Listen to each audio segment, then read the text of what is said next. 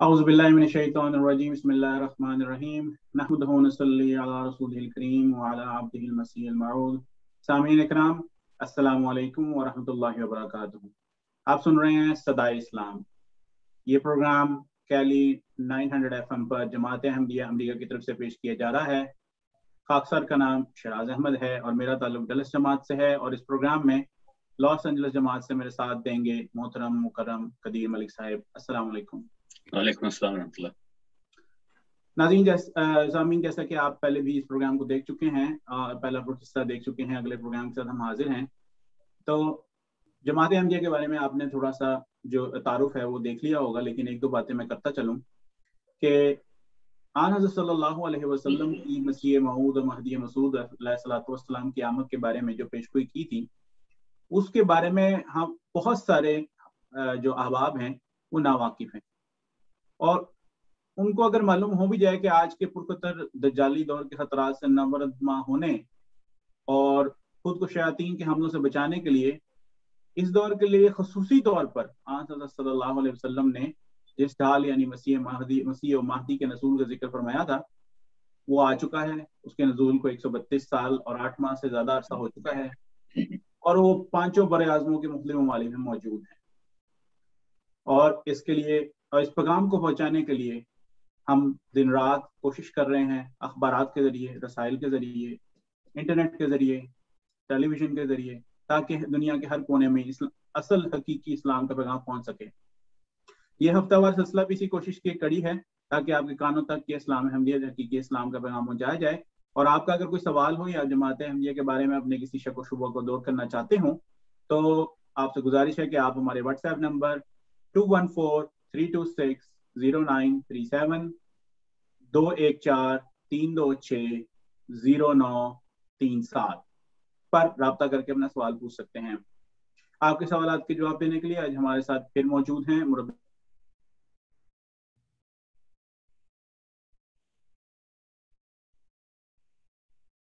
आवाज कट गई है आपकी, आवाज नहीं आ रही। जी, हमारे साथ इस वक्त मौजूद हैं इमाम शमशाद साहब। लगता है कि हमारे मोहतरम शिराज अहमद साहब का राब्ता किसी वजह से मुनक़ता हो गया है। जितनी देर वो लाइन पर वापस आते हैं, इमाम साहब, मैं आपसे जानना चाहूँगा कि बिलअमूम ये देखा गया है कि दुनिया में जब कोई भी शख्स किसी किस्म का दावा करता है तो उसकी मुखालफत होती है, और ये मुखालफत कहा जाता है कि बिलअमूम इसको समझा जाता है कि ये मुखालफत अगर की गई है तो वो इंसान बरहक है। इस तनाज़ुर में मसीह मौद जो हज़रत मिर्ज़ा ग़ुलाम अहमद क़ादियान हैं अलैहिस्सलाम, इस तनाज़ुर में आप उनको कैसे देखते हैं? अस्सलामु अलैकुम व रहमतुल्लाहि व बरकातुहू। सदाए इस्लाम सुनने वालों को खाकसार की तरफ से भी मोहब्बत भरा सलाम हो। जज़ाकुमुल्लाह मलिक कदीर साहब, आपने ये सवाल किया। दरअसल बात यही दुरुस्त है जो आपने बयान की है, और कुरान करीम ने इसकी तस्दीक फरमाई है कि सूरह यासीन में अल्लाह ताला ने फरमाया है मा यातिहिम मिन रसूलिन इल्ला कानू बिही यस्ताज़िऊन, कि वाह अफसोस लोगों पर जब भी उनके पास खुदा ताला की तरफ से कोई फरिश्ता आया, कोई नबी आया, उन्होंने उसकी मुखालफत की, इस्तेहज़ा किया, ठट्ठा किया।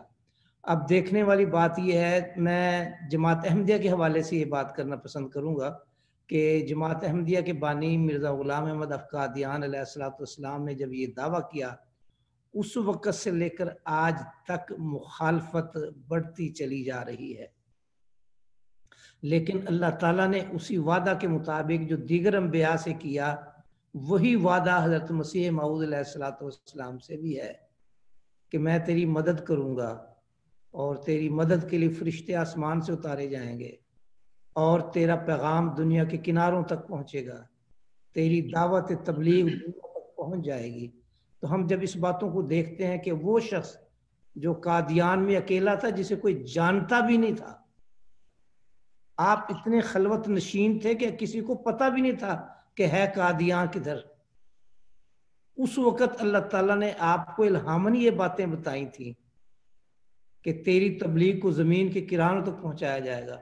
تو اس تناظر میں جو مخالفت ہو رہی ہے اور اس تناظر میں جو اللہ تعالیٰ نے آپ کو فرمایا تھا کہ تیرا نام، تیری دعوت، تیری تبلیغ سے مراد اسلام اور احمدیت کی تبلیغ ہے، دنیا کے کناروں تک جائے گی، وہ اللہ تعالیٰ کے فضل سے ہو رہی ہے. اس وقت جماعت احمدیہ 215 ممالک میں سے زیادہ ممالک میں اس وقت. جزاک اللہ. شراز صاحب واپس آ گئے ہیں، میں چاہوں گا کہ مائک واپس ان کو دے دوں. شراز صاحب آپ جاری رکھیں. جی، تو میں گزارش کروں گا کہ پروگرام کے اندر جتنے بھی ہمارے جو ناظرین سامعین ہیں، اگر وہ کوئی سوال کرنا چاہیں تو ہمارے واٹس ایپ نمبر 2143260937 پر رابطہ کر سکتے ہیں. تو مربی صاحب، جیسا کہ ہم ذکر کر رہے تھے پچھلے پروگرام میں بھی اور اب بھی ہم ذکر کر رہے ہیں، تو جو جماعت احمدیہ کے بانی کے بارے میں آپ جو بتا رہے تھے کہ ان کے بارے میں کوئی نہیں جانتا تھا، تو حضرت مرزا غلام احمد جو کہ قادیان میں انڈیا میں جو موجود ہیں، تو جب وہ یہ بات کرتے ہیں کہ جی مجھے اللہ کی طرف سے اس مسیح اور مہدی کو بنا کر بھیجا گیا، تو وہ جو عام خیال ہے مسلمانوں میں کہ جی وہ تو آسمان سے اتریں گے، تو کیا یہ بھی آسمان سے اترے تھے؟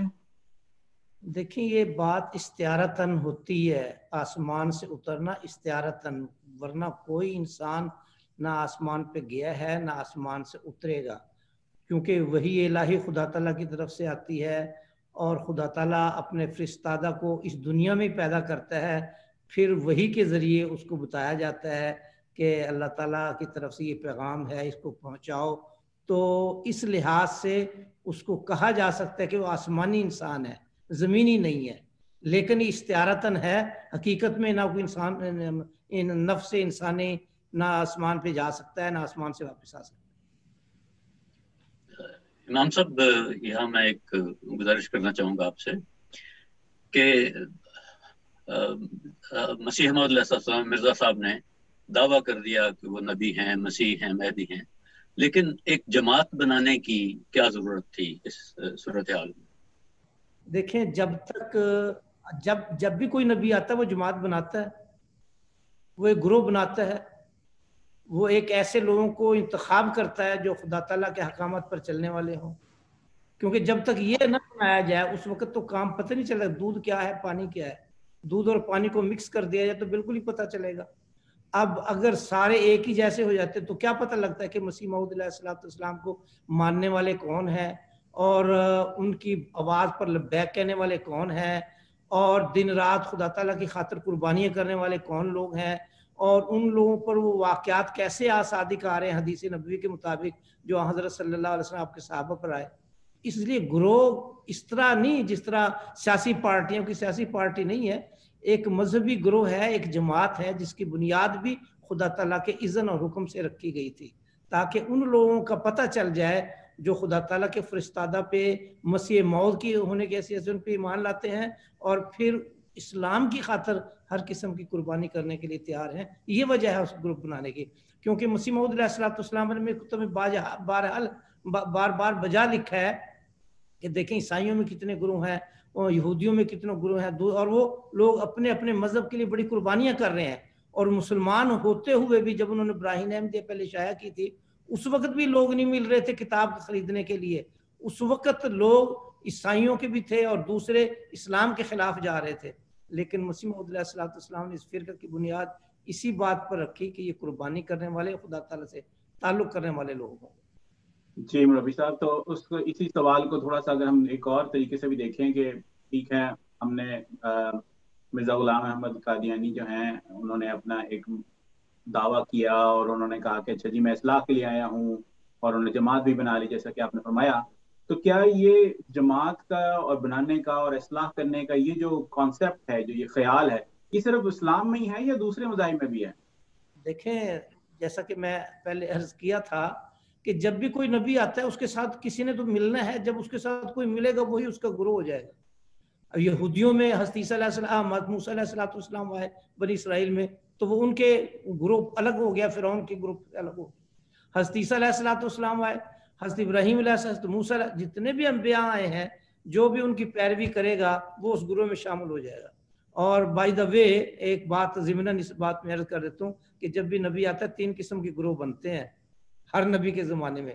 اور اسلام کے زمانے بھی عاصم کے زمانے میں بھی تھا، اور سورہ بقرہ کی ابتدائی 17 آیات میں انہی 3 گروہوں کا ذکر ہے. یومنون بالغیب، اللہ تعالیٰ پر ایمان لانے والے، اور پھر ایسے لوگ جو ادھر بھی اپنا فائدہ ڈھونڈتے ہیں، مسلمانوں کی طرف مل کے، کفار کی طرف مل کے بھی اپنا فائدہ ڈھونڈتے ہیں، ان کو منافقین کہا جاتا ہے. پھر تیسرا گروہ وہ ہے جو نہ ماننے والا، انکار کرنے والا، کفر کرنے والا. تو گروہ تو بننے ہی بننے ہیں، اور ہر نبی کی آمد پر گروہ بنا ہے. جی مولوی صاحب، اسی کے ضمنی جو میں نے آپ سے دوسرا سوال اس کے ساتھ کیا تھا کہ یہ جو آخری زمانے میں آنے والے جو اصلاح کے لیے جو ہمارے ہاں ہے اسلام میں کہ اچھا جی ایک مہدی نے آنا ہے یا ایک مسیح نے آنا ہے، کیا اسی طرح کے اور بھی مذاہب میں یہ ہے چیز؟ جی جہاں تک مذہبی دوسرے مذاہب کا تعلق ہے، سب مذاہب نے ایک آنے والے کی پیشگوئی کی آخری زمانے میں، اور سب اس بات پر متفق ہیں. اور حضرت صلی اللہ علیہ وسلم، چونکہ ہم تو امت مسلمہ سے تعلق رکھتے ہیں، ہم نے تو حضرت صلی اللہ علیہ وسلم کی بات ہی کرنی ہے اور اسی کو پھیلانا ہے، اسلام کی تعلیم کو پھیلانا ہے. پہلے حضرت صلی اللہ علیہ وسلم کی بات کرنی ہے. تو حضرت صلی اللہ علیہ وسلم نے آنے والے کے بارے میں خوشخبری دی ہے، اطلاع دی ہے مسلمانوں کو کہ جب نصارہ کا فتنہ، یہودیت کا فتنہ، دوسرے مذاہب کا فتنہ عروج پر چلا جائے گا، خود مسلمانوں کو بھی عملی حالت درست نہیں رہے گی، اس وقت اللہ تعالیٰ آخری زمانے مسیح موعود اور امام مہدی علیہ السلام کو مبعوث فرمائیں گے. اور انہوں نے آخر اس جماعت کا قیام فرمایا. امام صاحب، اس بات میں کیا بات پنہا ہے کہ دعویٰ کرنے والے نے انڈیا جیسے دور دراز علاقے میں، قادیان میں دعویٰ کیا، ایک مخصوص علاقے میں، اس کی کیا وجہ ہے؟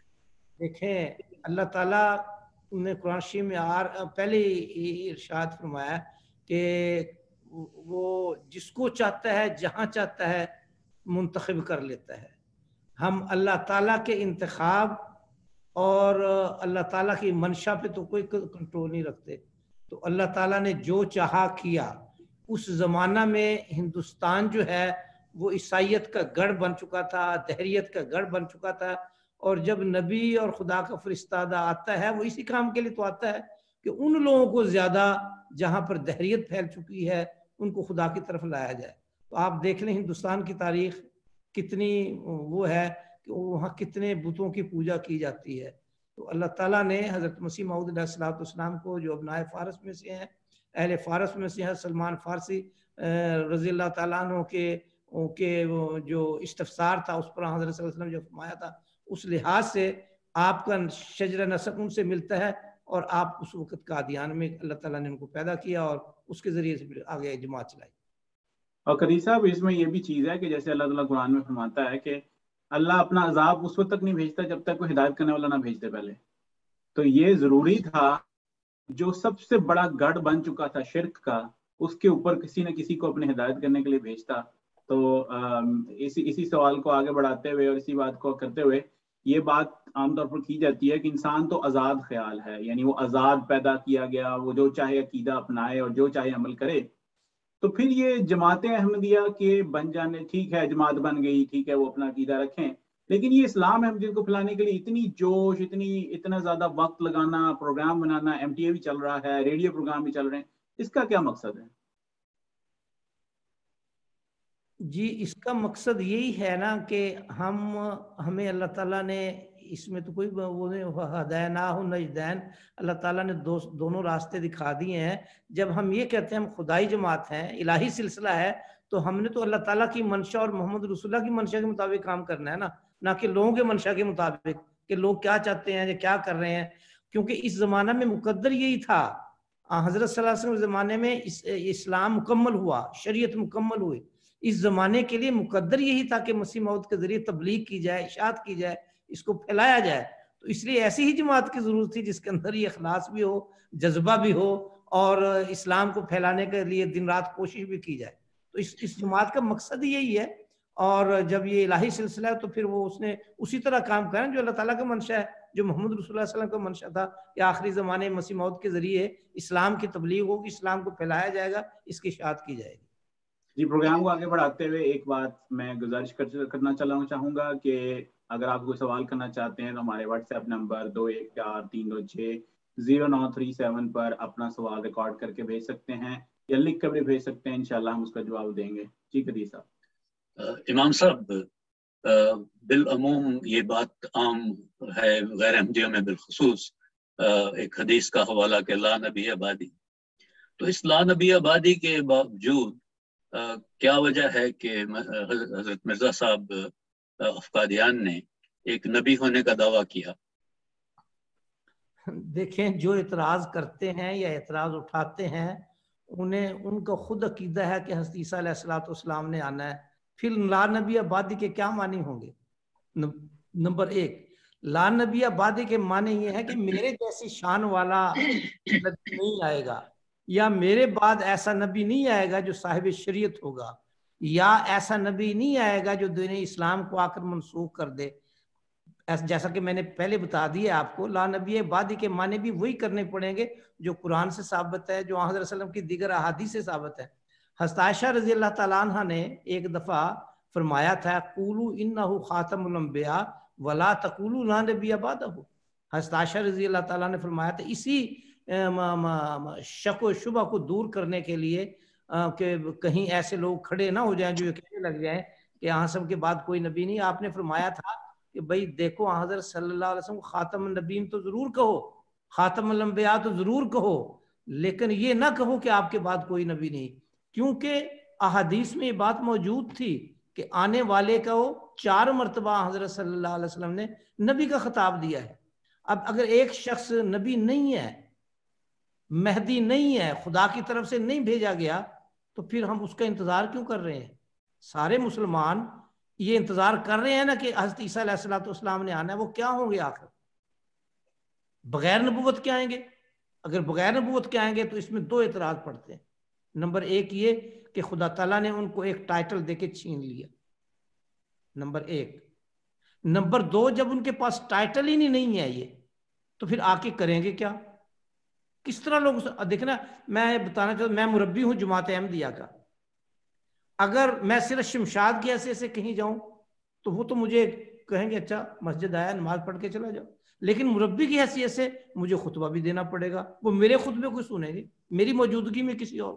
تو جب تک کسی کے پاس کوئی ٹائٹل ہی نہیں ہے، حضرت عیسیٰ علیہ الصلوۃ والسلام کو جب ٹائٹل نہیں، کوئی نبوت انہوں نے لے لی، اللہ تعالیٰ نے واپس ان سے چھین لی. یہ بھی ایک قرآن شریف پہ اعتراض ہے، جہاں قرآن شریف میں لکھا ہے کہ وہ تو نبی بنا کے بھیجے گئے.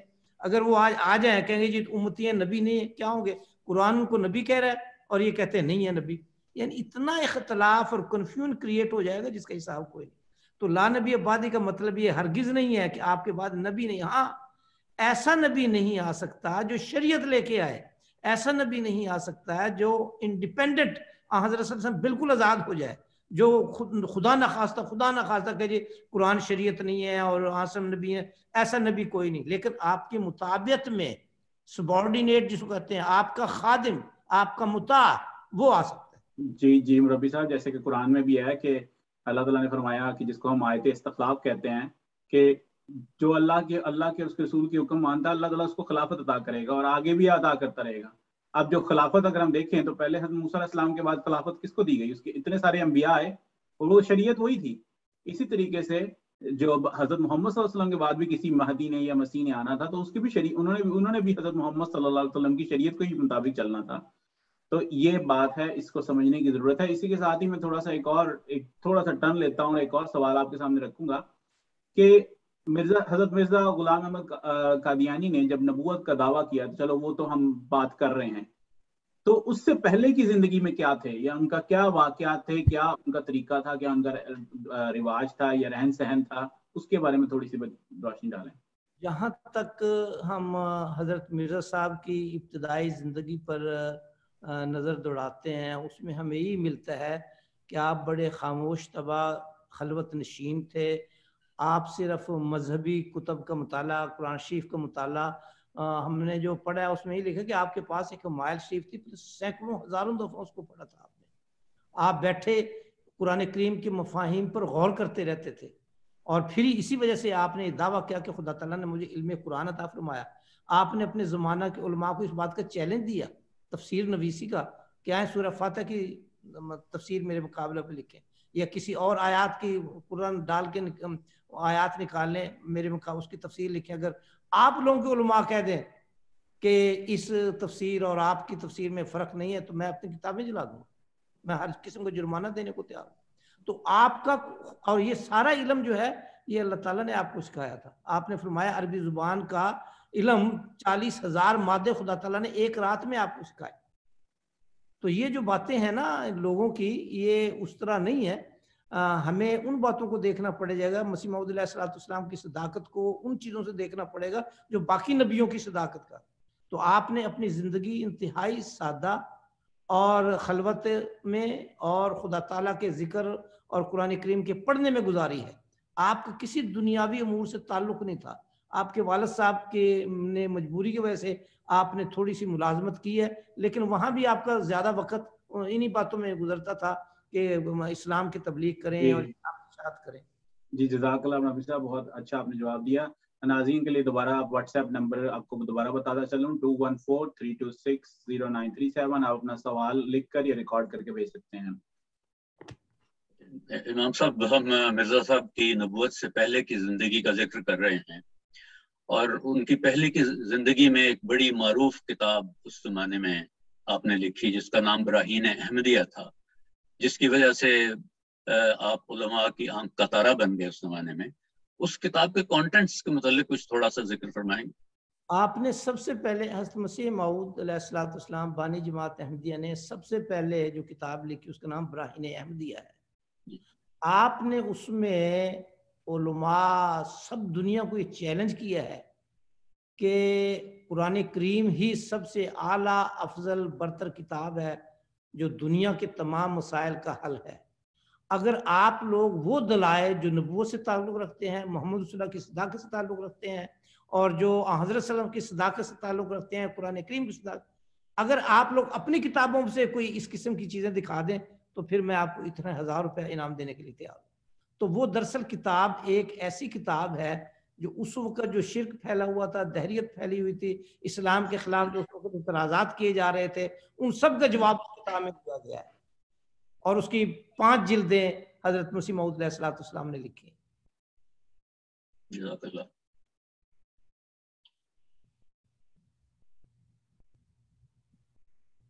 جی اسی کے ساتھ ہی ہمارے پروگرام کا وقت ختم ہو جاتا ہے، اور میں شکریہ ادا کرنا چاہوں گا مربی صاحب کا کہ انہوں نے وقت دیا ہمارے ساتھ۔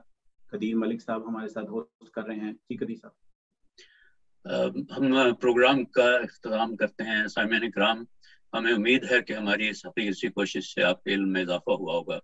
ہماری دعا، کوشش اور خواہش ہے کہ ہر انسان آقائے دو جہاں محمد مصطفیٰ صلی اللہ علیہ وسلم پر کامل ایمان لا کر خدا سے اپنا تعلق کو مضبوط کر لے اور اپنی دین و دنیا سنوار لے۔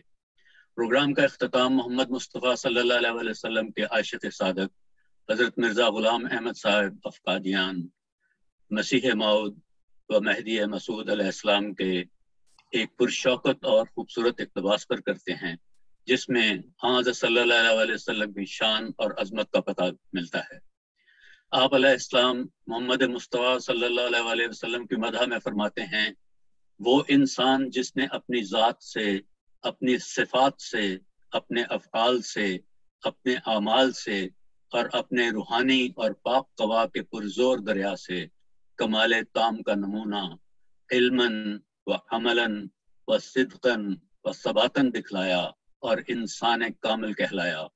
وہ انسان جو سب سے زیادہ کامل اور انسان کامل تھا اور کامل نبی تھا اور کامل برکتوں کے ساتھ آیا، جس سے روحانی بعث اور حشر کی وجہ سے دنیا کی پہلی قیامت ظاہر ہوئی اور ایک عالم کا عالم مرا ہوا اس کے آنے سے زندہ ہو گیا۔ وہ مبارک نبی حضرت خاتم الانبیاء، امام الاصفیاء، ختم المرسلین، فخر النبیین، جناب محمد مصطفیٰ صلی اللہ علیہ وآلہ وسلم ہیں۔ اے پیارے خدا، اس پیارے نبی پر وہ رحمت اور درود بھیج جو ابتدائے دنیا سے تو نے کسی پر نہ بھیجا ہو۔ اللہم صلی اللہ وسلم وبارک علیہ وآلہ واصحابہ اجمعین۔ یہ حوالہ روحانی خزائن جلد 8 صفحہ 308 سے لیا ہے۔ سامعین کرام، پروگرام صدائے اسلام لے کر ہم ہر اتوار صبح 11:30 بجے کیلی FM 900 پر آپ کی خدمت میں حاضر ہوا کریں گے۔ اجازت چاہتے ہیں. اپنا بہت خیال رکھیے. والسلام علیکم ورحمۃ اللہ. وعلیکم السلام. السلام علیکم.